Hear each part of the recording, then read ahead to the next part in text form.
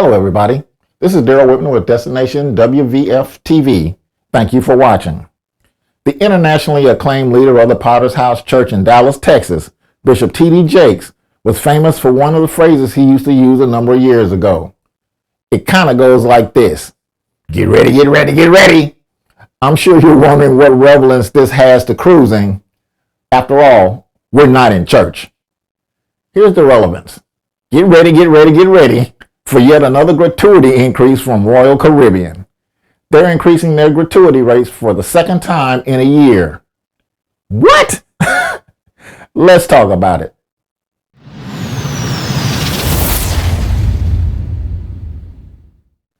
Taking effect November 1st, 2024, the new gratuity rates will see an increase of 50 cents per guest per day, applicable across various stateroom categories.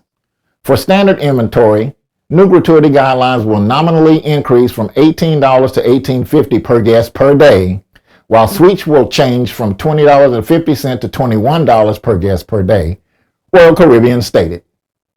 The cruise line defines standard inventory as junior suites, balcony, ocean view, and interior staterooms, while suites include Sky Junior Suites, Grand Suites, and above.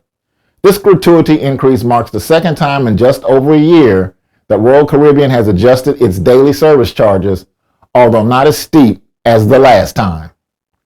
The previous adjustment, effective on October 31st, 2023, increased the automatic gratuity rate by $2 per person per day, from $16 to $18 for most stateroom categories, and $20.50 for suites.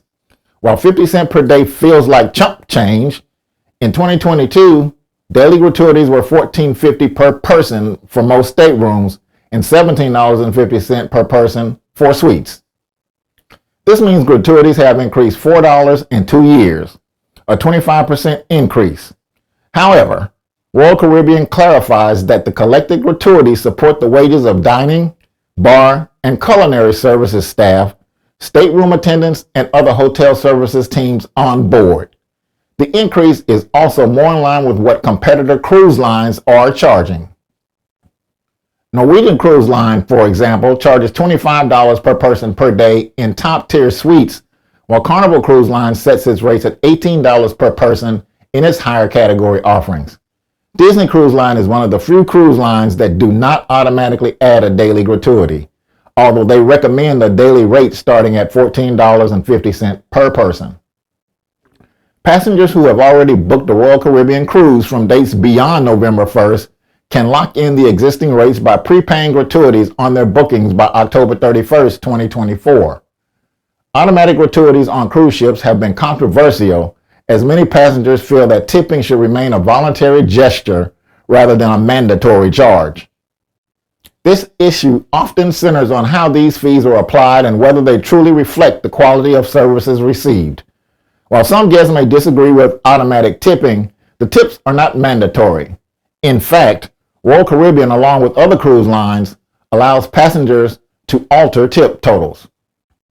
Guests can either increase or decrease the gratuity amount by visiting guest services up until the morning of disembarkation.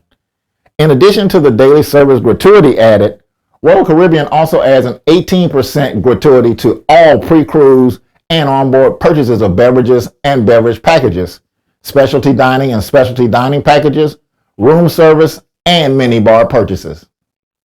It also tacks on a 20% gratuity to all pre-cruise and onboard spa and salon purchases. These gratuities can also be changed by visiting guest services at any time before disembarkation, and each passenger can decide whether to accept them. Many in the cruise industry remind passengers that even small tips can make a difference. Captain Kate McHugh of Celebrity Cruises recently addressed criticism and stressed that gratuities and generosity have a meaningful impact on those helping to create a memorable cruise experience. So what's your opinion on gratuities? Should they be mandatory, or do you feel like you should be the one to determine when, where, and who has earned the right to receive it?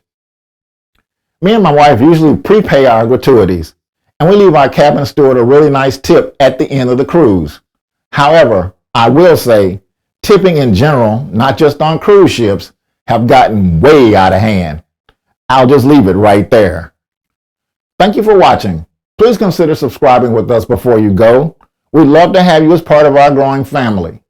2024 is not over, and we still have a lot more content to share with you for the rest of the year. Thank you again. Goodbye, and God bless. This is Gerald Whitman. Thank you for watching. Remember to like and subscribe, and we'll see you on the next episode of Destination WVF TV.